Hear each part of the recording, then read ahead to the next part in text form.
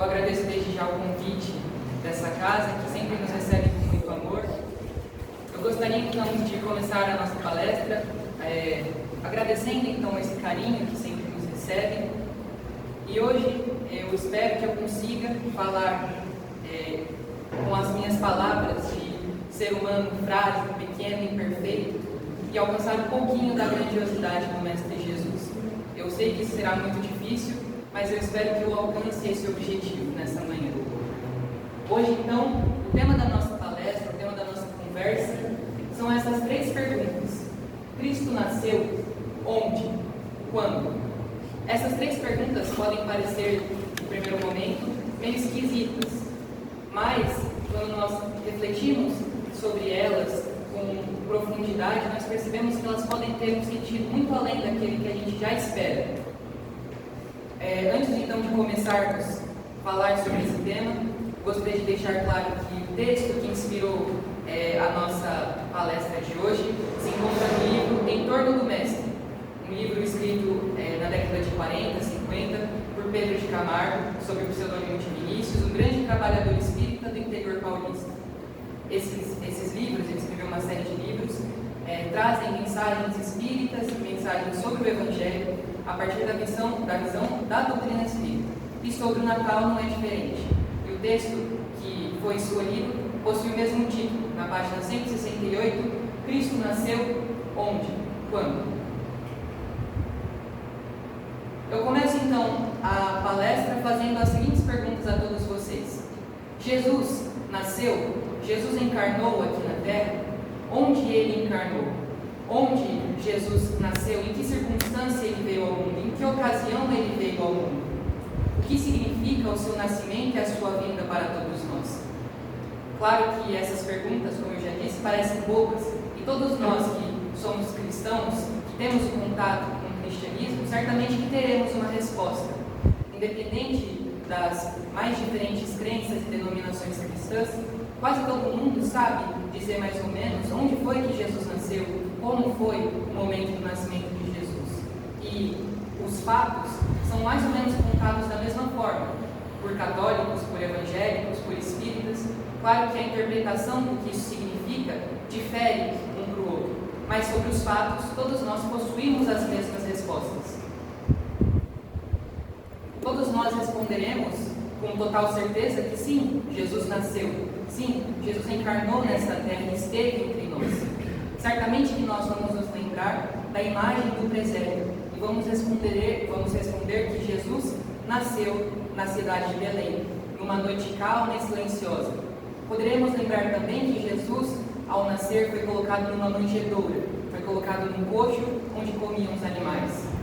Certamente que nós vamos lembrar também que na imagem do presépio, ali nós temos Jesus, naquela manjedoura, rodeado pelos animaizinhos, ali embalado pelos seus pais, e os primeiros a lhe receberem as palavras, as notícias de que Jesus havia nascido, são os pastores simples de Belém.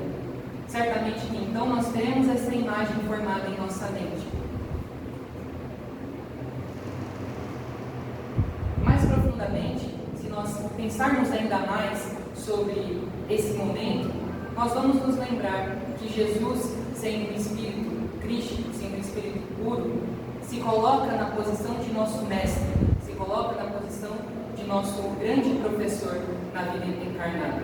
E Jesus, mesmo ali naquele corpinho de bebê, já era uma alma imortal, eterna e muito mais velha do que a nossa. Já naquele momento, Jesus ensina, e de forma muito simbólica, aquele pequenino ensina a toda a humanidade. Jesus, sendo Filho de Deus, sendo Cristo, poderia ter escolhido nascer em Roma ou em Jerusalém, grandes cidades do seu tempo. Poderia Jesus ter nascido num momento de festas e de comemorações. Poderia Jesus também ter escolhido nascer e ser colocado num berço de ouro, num palácio ou num templo. Poderia Jesus ter se rodeado de nobres, de reis, poderia ter à sua disposição servos que responderiam os pedidos. Certamente que Jesus poderia ter feito qualquer uma dessas escolhas, mas de maneira proposital, ele não fez nenhuma dessas. De maneira proposital, nenhuma dessas foram as escolhas do Mestre Jesus.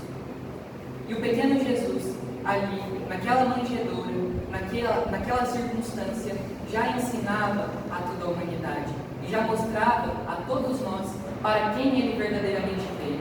Jesus nasce numa cidade pequena e esquecida. Jesus nasce e é colocado numa manjedoura onde comiam os animais. Os primeiros que recebem a notícia de que Jesus era o Cristo, Jesus era o Filho de Deus na terra, são os pastores de Belém, pessoas pobres e muito simples.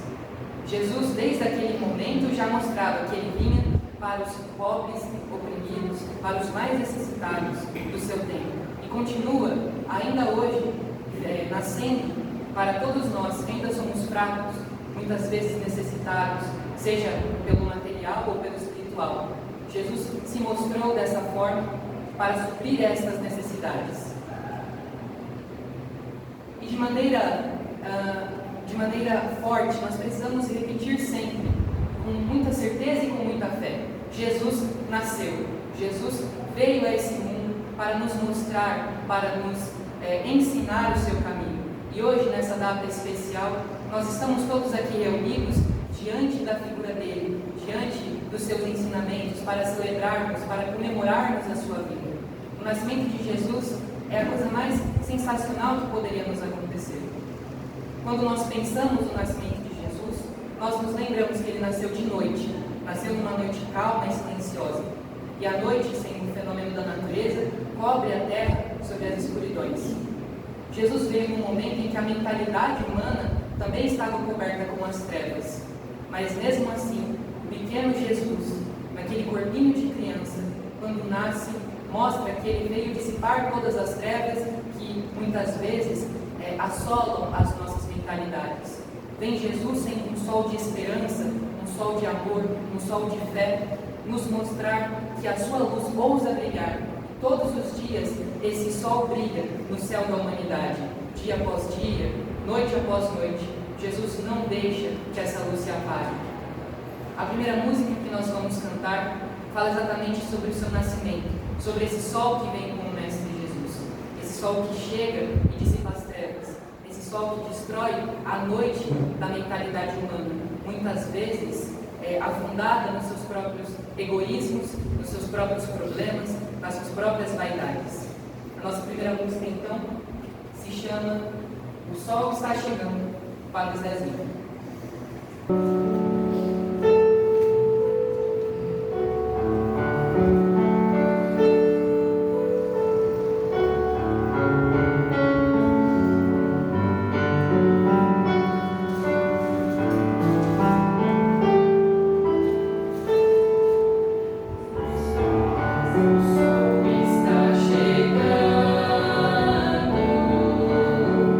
Daqui a pouco vai brilhar.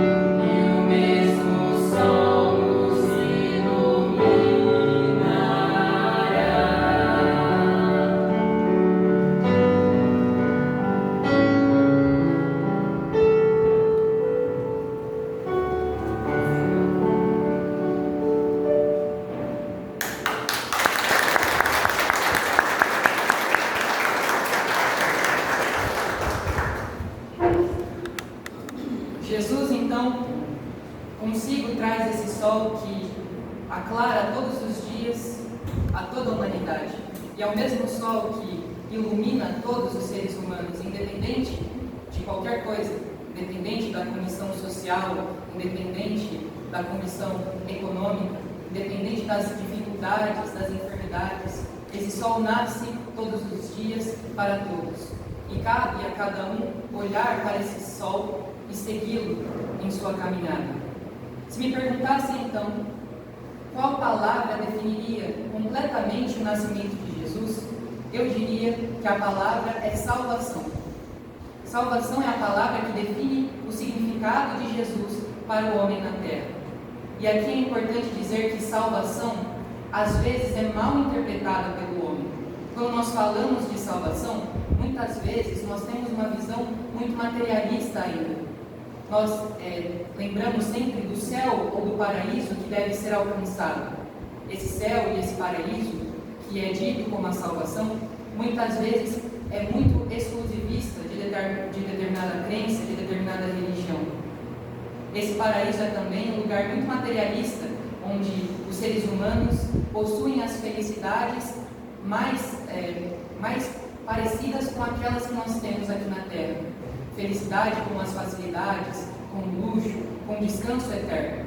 Aqui, essa não é a salvação. A salvação proposta pelo Mestre Jesus, e que é o sentido do seu nascimento, da sua encarnação na Terra, é a salvação que é a perpétua renovação da vida para a frente e para o alto. É a salvação que nos faz progredir sempre, progredir adiante, caminharmos além daquilo que nós já caminhamos, e para o alto, para um dia alcançarmos a espiritualidade amiga que nos ampara. Depois, alcançarmos o nosso querido Mestre Jesus na condição de espíritos puros, para enfim, depois de séculos, depois de milênios e de várias encarnações, chegarmos a entender a Deus. A salvação, como nos diz Paulo na sua carta aos Coríntios, na segunda carta, no capítulo 3, é quando nós fazemos do nosso corpo, da nossa vida, da nossa alma encarnada, no espelho que reflete a imagem e a luz que vem de Deus, que vem do Mestre Jesus.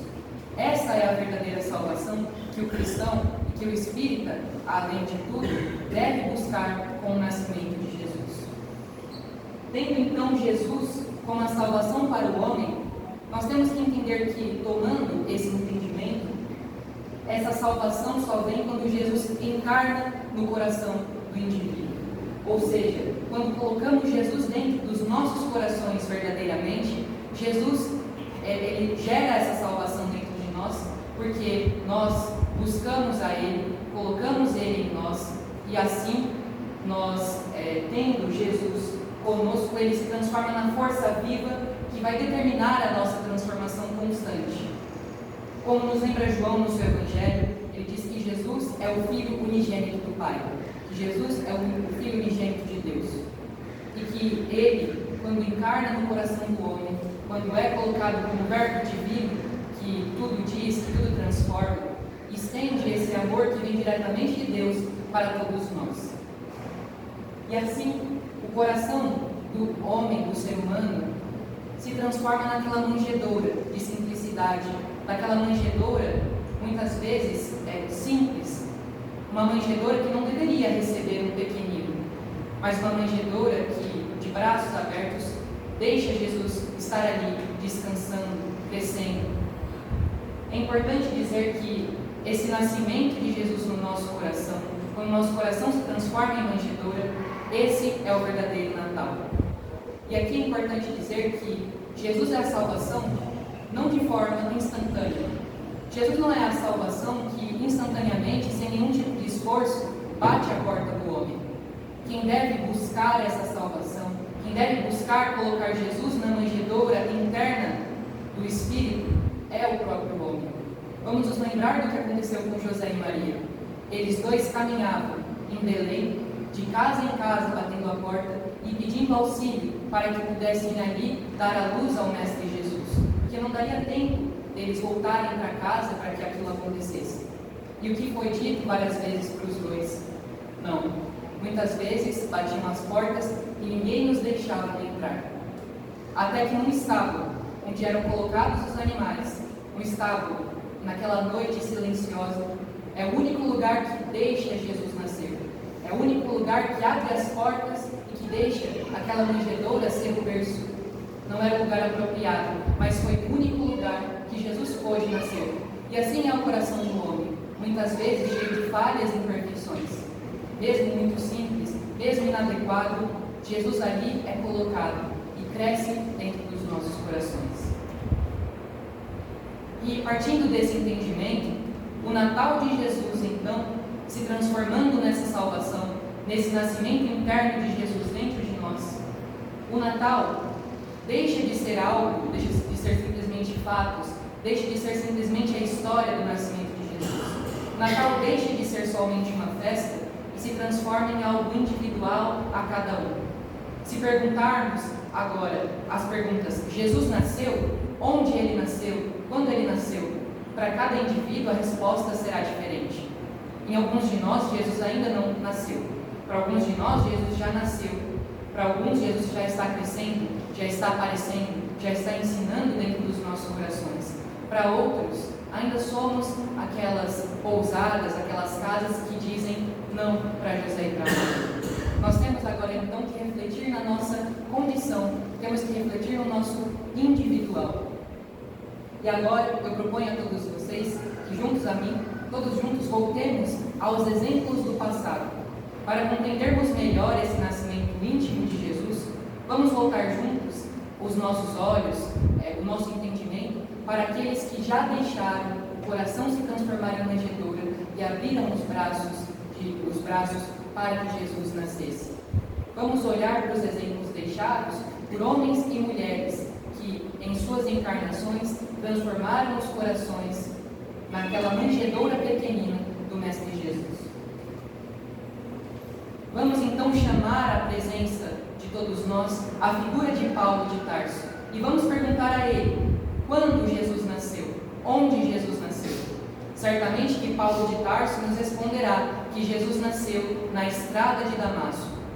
Paulo nos dirá que antes desse nascimento era ele uma pessoa arrogante, orgulhosa, vaidosa, intolerante. O seu coração era um palácio, era um templo, onde uma crença que muitas vezes o cegava, onde uma crença baseada na experiência do outro fazia com que ele agisse de forma brutal, de forma cega e irracional.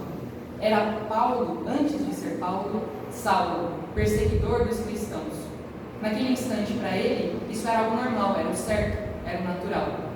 Mas então, nessa ocasião, quando Paulo se direciona para Damasco, para então perseguir outros cristãos, para perseguir Ananias, uma figura importante naquela região, na estrada de Damasco, naqueles portões, Jesus, em forma de espírito, em espírito desce dos céus, e diante dos olhos de Paulo, aparece como um grande sol. Instantaneamente Paulo fica cego com aquela luz que vinha do Mestre. Paulo então, sem entender o que estava acontecendo, simplesmente escuta uma voz. Era Jesus dizendo: Paulo, por que me persegues? Paulo, por que me coloca na posição de ser o seu inimigo? Por que você persegue o meu evangelho, persegue os meus amigos? O que nós fizemos para você? Por que você faz isso conosco? E Paulo, sem saber a resposta para essas perguntas do Mestre, simplesmente começa a chorar. Ou a única reação que ele tem é se jogar diante dos pés de Jesus e diz: Senhor, o que queres que eu faça? Essa resposta de Paulo é a mesma pergunta feita por José e por Maria. Nós podemos entrar? E Paulo diz: pode entrar no meu coração. Paulo abre as portas do seu coração e derruba o templo antes do orgulho, antes do egoísmo e da intolerância, e transforma o seu coração num estábulo simples, mas que era ali o lugar onde Jesus nasceria. Paulo então escuta Jesus. Jesus continua: entra em Damasco, encontra Ananias e lembra que você fará muitas coisas comigo pelo meu evangelho. Lembra que eu estarei sempre contigo. Lembra que eu sou o seu amigo. Lembra que eu estou aqui por você e é você o meu vaso escolhido. Claro que naquele momento, Paulo não virou o Paulo que nós conhecemos, mas a partir dali, Jesus nascia no seu coração.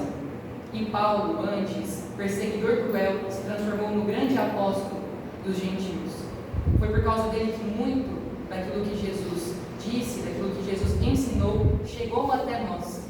Graças a Paulo, somos todos devedores desse seu trabalho. E Paulo finaliza a sua caminhada dizendo: já não sou eu mais quem vive, mas é o Cristo que vive em mim. A próxima música que vamos cantar fala dessa ocasião, fala dessa transformação, desse sol que encontra Paulo em Damasco, desse sol que mostra e que faz Paulo, antes ingrato, antes intolerante, se transformar naquele que passava pelos caminhos não mais perseguindo, mas agora auxiliando.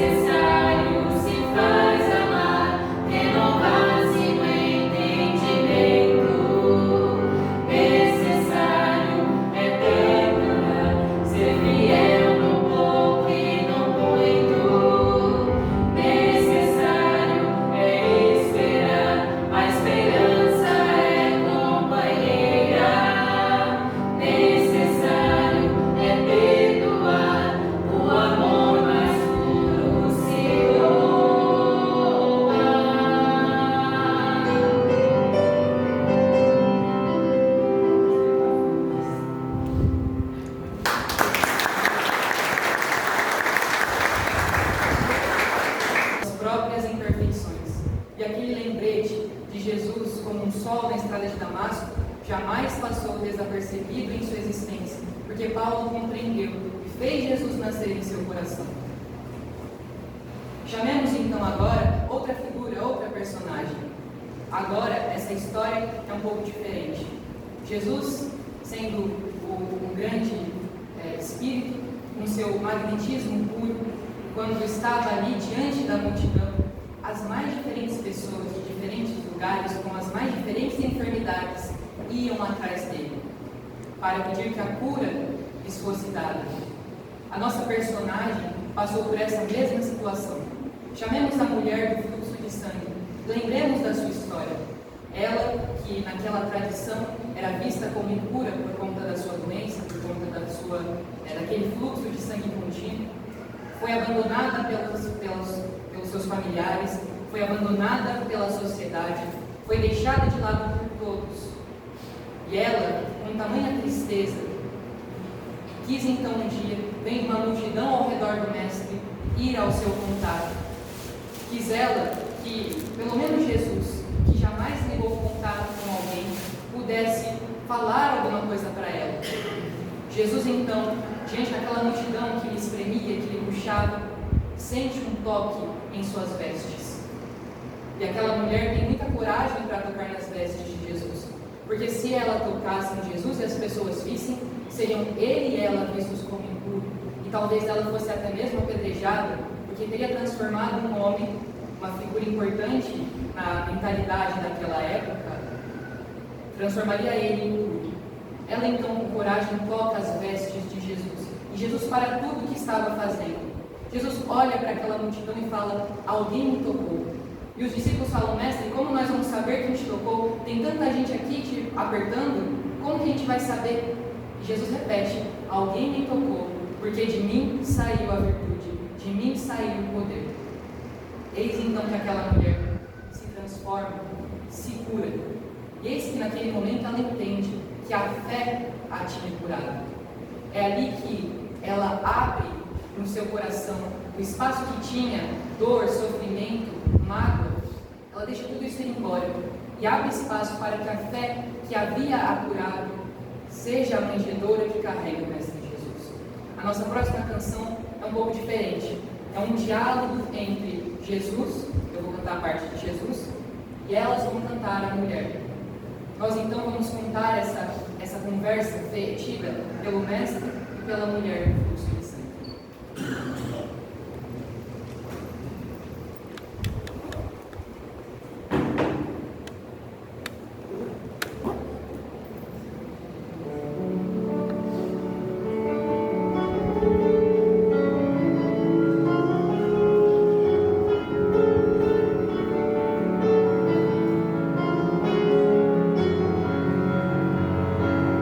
Quem me tocou, pois eu senti saindo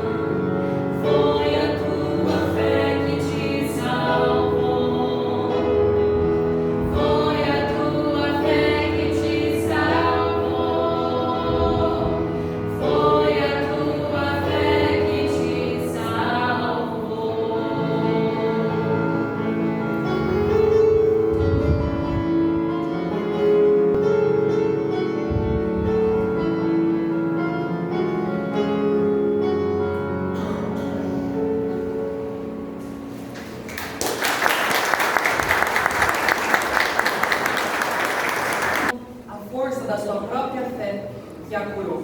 Foi a crença firme de que se ela tocasse as vestes de Jesus, ela saía dali curada. Naquele momento, Jesus nos lembra: saiu de mim o poder. Vá em paz, minha irmã. E assim, a trajetória dessa alma, com certeza, deve ter sido muito diferente de tudo aquilo que já havia acontecido. Chamemos agora outro personagem. Chamemos João Evangelista e vamos pedir. Perguntemos a João onde e quando Jesus nasceu. Certamente que ele nos trará uma resposta muito interessante.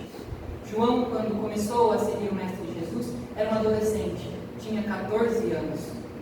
João, a partir daquele momento, viu tudo aquilo que Jesus havia feito. Viu as curas do Mestre, viu os seus ensinamentos, viu Jesus dividindo o pão entre a comunidade. Viu Jesus nos seus melhores dias e esteve com Jesus nas noites do sofrimento ante a cruz. Viu Jesus naquele crucifixo pesado. Mas João, estando ali, escuta Jesus lhe dando aos cuidados a sua mãe. Algum tempo depois, Jesus aparece aos discípulos de novo, depois da história da cruz, agora em espírito. E diz a todos eles que cada um tinha o seu compromisso, que o compromisso de João era cuidar de todos aqueles que chegassem ao seu caminho. João, diferente dos outros, não padeceria nas mãos dos homens. E João compreenderia, mais cedo ou mais tarde, que é o amor, o verdadeiro chamado do Mestre Jesus. João, mais tarde, foi perseguido, como todos os seus outros companheiros. Foi condenado a ser jogado num barril de óleo fervente, mas mesmo assim, nada aconteceu com ele. Depois disso, os romanos assustados o exilam numa ilha, e ali, sozinho, João escreve o seu evangelho, escreve as suas cartas, e em todos os momentos que ele tem oportunidade, ele diz e chama a todos nós. Fala: queridos, lembrem-se que Deus é amor. Aquele que não conhece a Deus, porque Deus é amor. Esse foi o entendimento que João teve. Mesmo estando com Jesus a todo instante, mesmo tendo todas as oportunidades de estar com Jesus, Jesus verdadeiramente nasceu em seu coração quando ele compreendeu que Deus é amor. A nossa próxima música é, mais uma vez, um diálogo entre Jesus e João. E essa música fala exatamente sobre esse chamado. O nome da música é Chamas.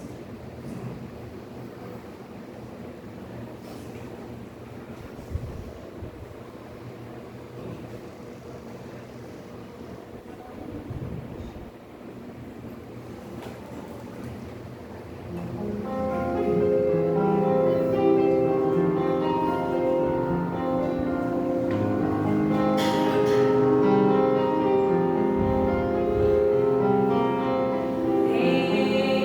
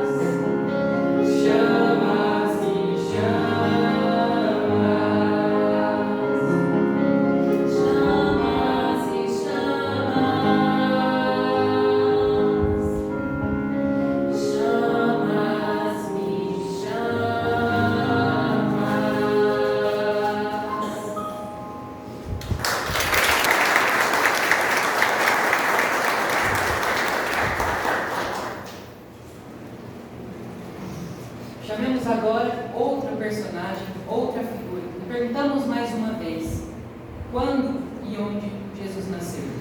Chamemos Pedro para dar o seu testemunho. Certamente que ele nos dirá que Jesus nasceu no palácio de Caifás, quando levavam Jesus até Pilatos, e ali ele negou Jesus por 3 vezes. Vamos lembrar que Pedro, assim como João, esteve com Jesus em todos os seus momentos. Assim como Pedro viu as curas de Jesus, ouviu as suas palavras, mas Pedro era um pouquinho diferente de João. Ele era mais ríspido, ele era mais bravinho. E Pedro, ali, era uma pessoa que muito questionava Jesus, sempre querendo saber e conhecer cada vez mais. Mas, ao mesmo tempo, Pedro ainda era muito covarde. Pedro ainda tinha muito medo. Pedro não sabia para onde aquele mestre os levaria. Pedro ainda não sabia o que ele faria sem o ofício da pesca. Pedro não sabia como seria a sua vida depois que Jesus partisse. Pedro não sabia o que aconteceria com ele sem Jesus por perto. Porque com Jesus ao lado, às vezes ele já vacilava. Imagina sem Jesus ali com ele. É então que durante a última ceia, Jesus disse: Pedro, eu sei que você me ama, eu sei que você crê em mim, eu sei que você gosta de estar comigo, mas você vacilará e vai me negar 3 vezes. E Pedro diz: não, é impossível, eu te amo, como eu vou te negar? Mas acontece. Ali Jesus sendo levado, as pessoas já com os ânimos elevados, prestes a condenar Jesus a uma cruz, perguntam a Pedro, que tentava assistir à sentença do mestre: não é você aquele seguidor de Jesus? E Pedro dizia: não sou eu, não sei quem é Jesus. E isso acontece mais 2 vezes. Pedro vacila. Quando ele percebe que ele havia vacilado, ele entende. Ele entende que o que faltava para ele, para que Jesus nascesse verdadeiramente, não era a presença do mestre constantemente ali. Era a força de saber que ele teria responsabilidades. Pedro entende que depois daquele momento da cruz, quem teria que auxiliar os seus discípulos, os discípulos do mestre, seria o próprio Pedro. Pedro sabia que ele provavelmente iria para lugares que ele não gostaria. Pedro escuta do próprio mestre, quando ele aparece aos discípulos, como disse no caso de João. Jesus disse: Pedro, tu me amas? Se tu me amas, apacenta as minhas ovelhas. Pedro então entende que era essa a sua responsabilidade. E ele se torna uma figura de imponente força, que para aqueles cristãos, para aqueles sofredores do seu tempo, Pedro se transforma num grande pai. No pai dos órfãos esquecidos, no pai das viúvas desoladas, no pai dos velhinhos doentes. Esse é o mesmo Pedro que um dia cai nas águas. É o mesmo Pedro que vacila quando nega Jesus. Mas é o mesmo Pedro que é levado para a cruz, tem o mesmo destino que o seu mestre. Mas agora, com um novo entendimento, Pedro diz: por favor, me crucifiquem de cabeça para baixo, porque eu não sou digno de tal testemunho assim como foi o meu mestre. Não sou eu nada perto a ele. Então, por favor, que eu seja crucificado de cabeça para baixo. Ao chegar do outro lado e reencontrar Jesus, ele entende que não era a hora do descanso, era a hora do trabalho, porque era ele, aquele escolhido para apacentar o rebanho do nosso Senhor. A próxima música é de novo um diálogo entre Pedro e Jesus.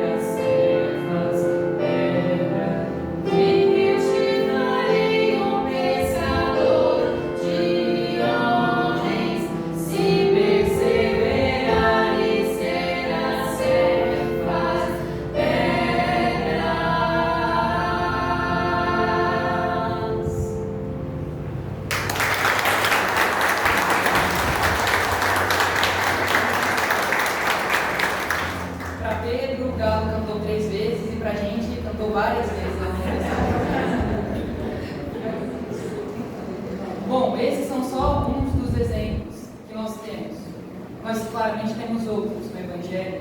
E no texto de Pedro de Camargo, ele continua. Vou passar por cima para não deixar em branco.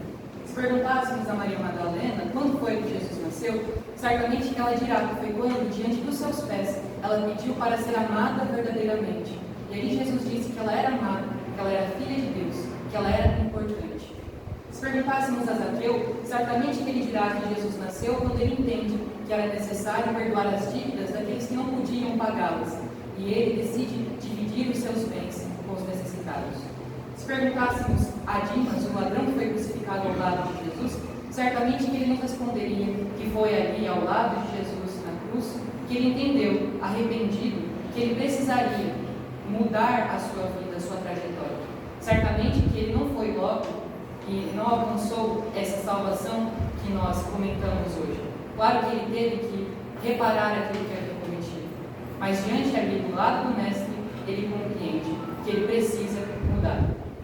Se perguntássemos a Tomé, certamente que ele nos dirá que Jesus nasceu quando ele, uma pessoa incrédula e sem fé, teve a oportunidade de tocar as chagas do Mestre, e ali a sua vida também mudou.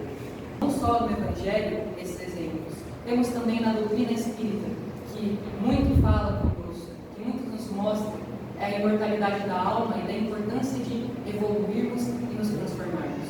Temos o exemplo de Chico, temos o exemplo de Kardec, temos o exemplo de Eurípides Barçanufo, temos o exemplo de Bezerra de Menezes, de Leão Denis. Todos eles compreenderam que Jesus nasceria com um trabalho constante de se transformar. Eu gostaria de dar um pouco mais de atenção a Eurípides por conta da ocasião que fez Jesus nascer no seu coração.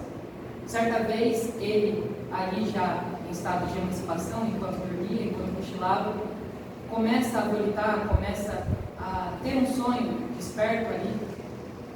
E ele chega ao lugar e encontra Jesus sentado numa pedra. Ele olha atentamente para Jesus e percebe que Jesus estava chorando. Eurípides então se aproxima e pergunta: Mestre, por que você chora? E Jesus não responde, só continua chorando. E ele pergunta de novo: Você chora pelos incrédulos do mundo? E Jesus responde: Não, meu filho, eu não choro pelos incrédulos do mundo. Choro por aqueles que conhecem o meu Evangelho e mesmo assim não o praticam.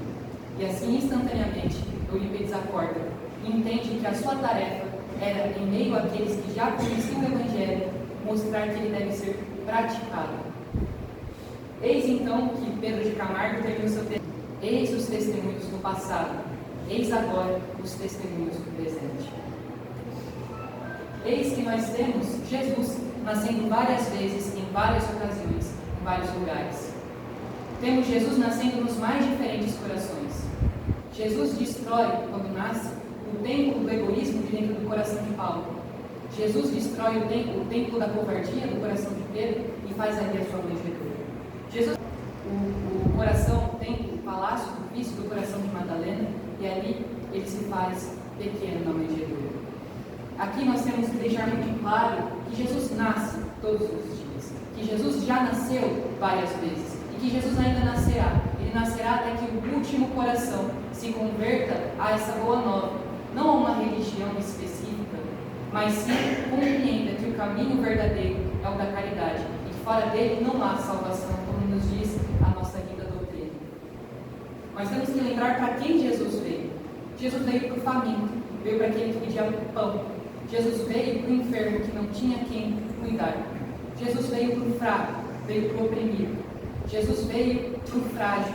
Jesus veio para o orgulhoso, para o egoísta. Jesus veio para o que se arrepende dos seus vícios, dos seus delitos e tem vontade de se transformar. Jesus nasce na fragilidade do homem. E é muito irônico, mas é muito profundo e belo ao mesmo tempo. Jesus nasce no nosso coração, quando ele se afunda na dor e no sofrimento, mas quando nós tomamos o partido e agimos. Não cabe simplesmente Jesus bater a porta e entrar. Jesus é educado. Jesus sabe que primeiro ele precisa bater na porta. E quando nós abrirmos essa porta, ali ele fará a sua morada. É Jesus o nosso guia e o nosso modelo. E é por isso que nós cantamos mais uma música. Agora não sobre os personagens, sobre essas figuras, mas sobre o nosso mestre, que é, de maneira certa, o nosso guia e o nosso modelo. Que vem para o fraco, para o oprimido, que vem para a gente.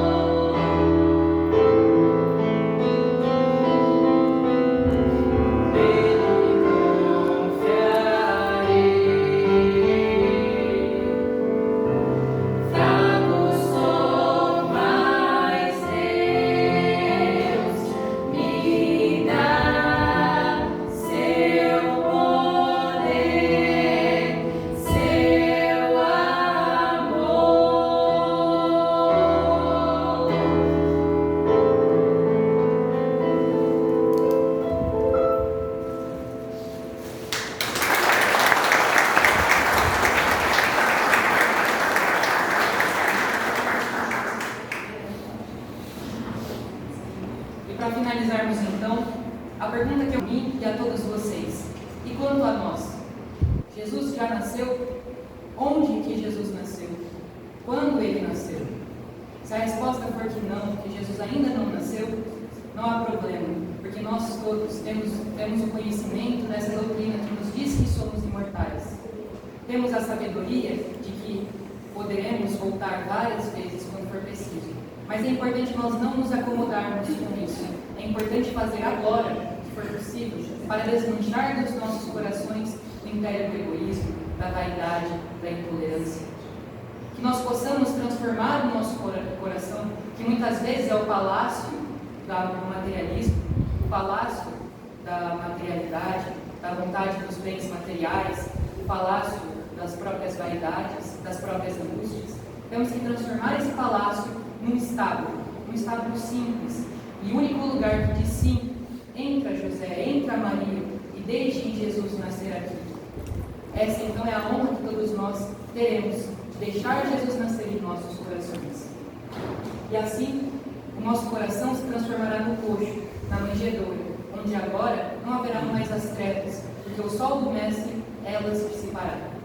Porque Jesus, ali, pequenino, vai crescer, vai se conchegar. Teremos no primeiro momento um Jesus pequenino, um Jesus que precisa ser cuidado por todos nós. E conforme o tempo passar, teremos um Jesus que crescerá, que irá curar o nosso coração, um Jesus que ensinará o nosso coração, um Jesus que, através das nossas palavras e das nossas ações, se encarnará para auxílio do próximo. Quando auxiliarmos e estendermos a mão do outro, é Jesus dentro de nós, assim que ele nascer em nós. Então, que nós possamos desejar a Deus a todos os instantes, que possamos desejar vir de encontro com o Mestre Jesus, que encontre, seja negando ele no palácio de Caifás, seja no deserto, na estrada de Damasco, seja diante da cura, seja diante do amor. Que Jesus nos encontre em qualquer lugar, em qualquer circunstância, e que quando ele perguntar se pode nascer em nós, que nós possamos responder: sim, Senhor, o que queres então que eu faça? E a partir daí, nós teremos Jesus em nós. A nossa última canção se chama Desejamos por Ti. Que nós possamos então, agora e a todos os instantes, desejarmos pelo encontro com o Mestre Jesus.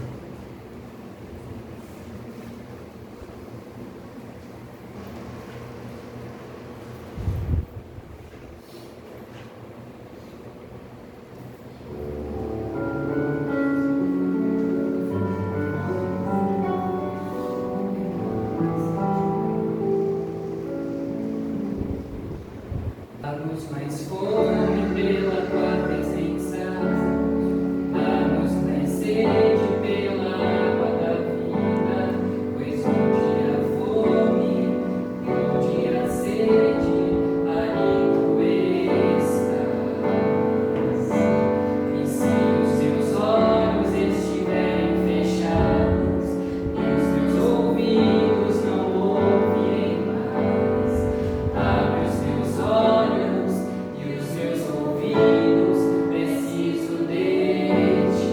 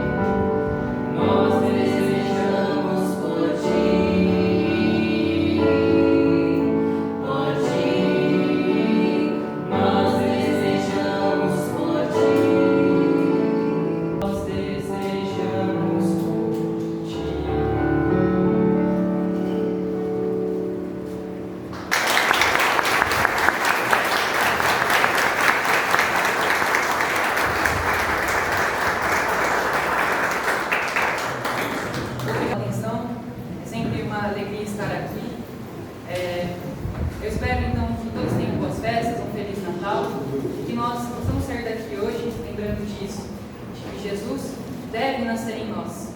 Muito obrigado pelos aplausos, pelo carinho, muito obrigado. Então, que juntos nós possamos, aqueles que se sentirem à vontade, fecharmos os nossos olhos, que nós possamos juntos aqui, agora nesse momento, repartirmos a alegria que é dividir o Evangelho com aqueles que amamos. Que esse Natal que se aproxima, nós possamos nos lembrar que é hora de fazer Jesus nascer em nossos corações. Que nós possamos lembrar que as palavras, que os ensinos do Mestre, que os ensinos do Espiritismo possam ser a luz e o sol que nos guie em nossa trajetória, em nossa caminhada. Lembrando as palavras de Pedro ao próprio Mestre Jesus: Senhor, para onde nós iremos, se só Tu tens as palavras de vida eterna? Que nós possamos ir atrás dessas palavras de vida eterna. Que nós possamos encontrar Jesus, fazer Ele nascer em nossos corações. Amém.